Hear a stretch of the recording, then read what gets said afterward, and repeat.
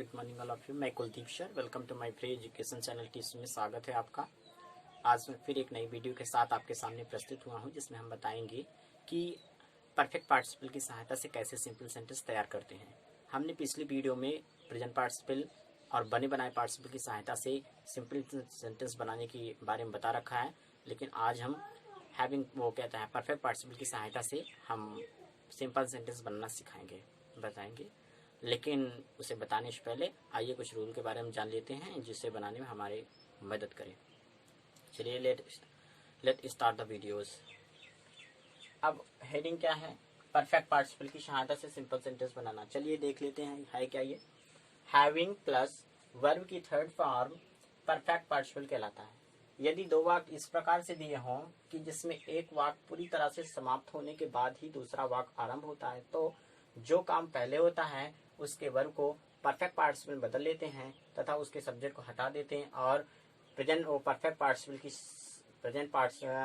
Participle सहित से शब्दों को बचे हुए वाक्य आरंभ में ले जाकर जोड़ देते हैं। अच्छा, कहना कैसा था? अच्छा, अभी जब हम कहता है कि प्रेजेंट पार्टिसिपल की सहायता से बनाते थे, तो उसमें जो काम होता था, 2 3 4 वर्ग जितने भी दिए रखे हैं, इट डजंट मैटर, जो काम होता था वो ताबड़तोड़ में होता था, निरंतर होता। एक काम समाप्त नहीं होने पाता, दूसरा आरंभ हो जाता। लेकिन परफेक्ट में क्या होगा? परफेक्ट आप पढ़ते हैं तो ऐसे होता है पूर्ण। तो यही बता रहा है, यदि दो वाक्य दिए हों, इस प्रकार दिए हों कि जब एक काम पूरी तरह से समाप्त हो जाए उसके बाद ही दूसरा वाला काम आरंभ हो, तो उस दशा में हम प्रेजेंट पार्टिसिपल का प्रयोग न करके बल्कि परफेक्ट पार्टिसिपल की सहायता से सिंपल सेंटेंस बनाते हैं। चलिए एग्जाम्पल के माध्यम से देखते हैं।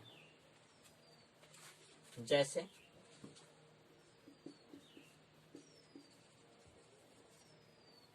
एग्जाम्पल्स, चलिए देखिए। जैसे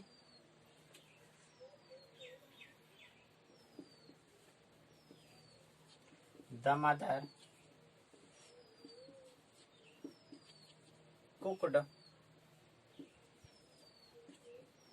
द फूड, फुल स्टॉप।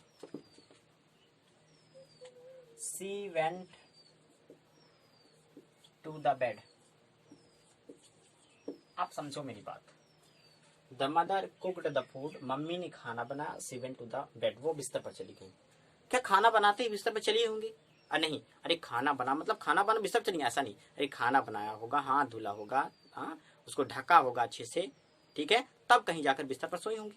ये नहीं कि बस खाना बना बिस्तर पर चली गई, ऐसा नहीं है। इसका मतलब है कि एक काम पूरी तरह से समाप्त हुआ है, तब दूसरा काम आरंभ हुआ है। तो जो काम पहले होगा उसके वर्ब को हम परफेक्ट पार्टिसिपल बदल लेंगे। चलिए आइए बदलते हैं। कौन सा काम हुआ है? पकाने का। तो हम क्या कहते हैं? हैविंग प्लस वर्ब की थर्ड फॉर्म क्या हो जाएगा? परफेक्ट। तो हैविंग तो अपने से लगा लेंगे, वर्ब की थर्ड फॉर्म ये है, बना लेंगे, इसको बना लेंगे हैविंग कुक्ड द फूड, ठीक है। कहता है इसके सब्जेक्ट को हटा दो, चलो हटा दिए। और जब अब तक दो सब्जेक्ट थे तो पहला नाउन था प्रोनाउन, लेकिन जब एक सब्जेक्ट बजेगा तो नाउन आएगा, तो उसी के स्थान पे क्या रख देंगे? द मदर, ताकि हमें पता चल जाए कि कौन खाना बना रहा था। The mother went to the bed. समझ में आया कि ऊपर वाले हिंदी क्या है? मम्मी ने खाना बनाया, वो बिस्तर पर चली गई। खाना बनाने के बाद मम्मी बिस्तर पर चली गई, ये इस तरह से। चलिए दूसरा एग्जांपल देखते हैं। और दूसरे में क्या हो जाएगा? द फादर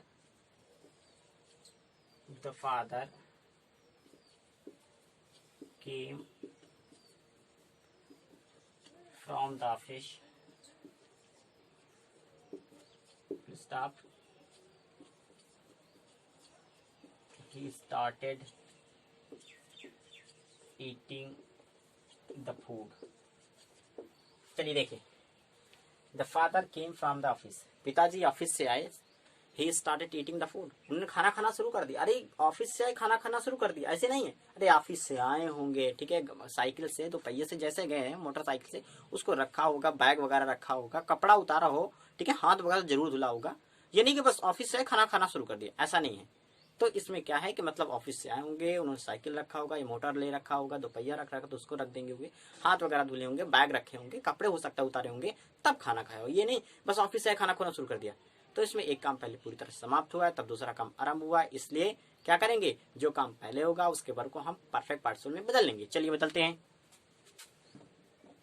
कौन सा काम हुआ? आने का। हैविंग कम हैविंग कम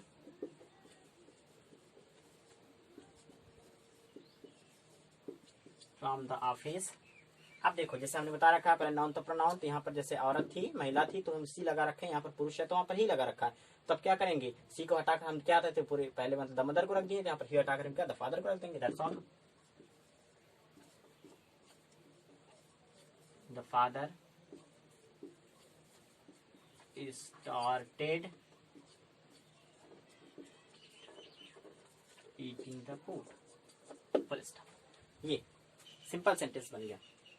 समझ में आ गया होगा आपको, बहुत साधारण है, कुछ है नहीं, लेकिन ये जान लीजिए जब तक आप जो वाक्य दिए गए हैं आप उसका हिंदी उच्चारण सही से नहीं निकाल पाओगे तो it will be difficult to solve, आपके लिए मतलब कठिन होगा, सॉल्व करना कठिन हो जाएगा, ठीक है ना। लेकिन आप टेंशन मत लीजिए, do not have tension, just I am with you, everything will be told by me if you got any type of tension to solve this. Okay, तो मुझे आशा है, I hope that this video has been कहता है understood by you, आपको समझ में आ गया होगा। तो अगर समझ में आ गया हो तो प्लीज़ मेरी वीडियो को लाइक कर दीजिए, सब्सक्राइब कर दीजिए और बेल आइकन को जरूर दबा दीजिएगा, ठीक है ना, ताकि आपको जैसे मैं नई वीडियो अपलोड करूँ आपको नोटिफिकेशन मिल जाए। अभी एक नई वीडियो और बनाना है जिसमें हम बताएंगे कि पास्ट पार्टिसिपल की सहायता से कैसे सिंपल सेंटेंस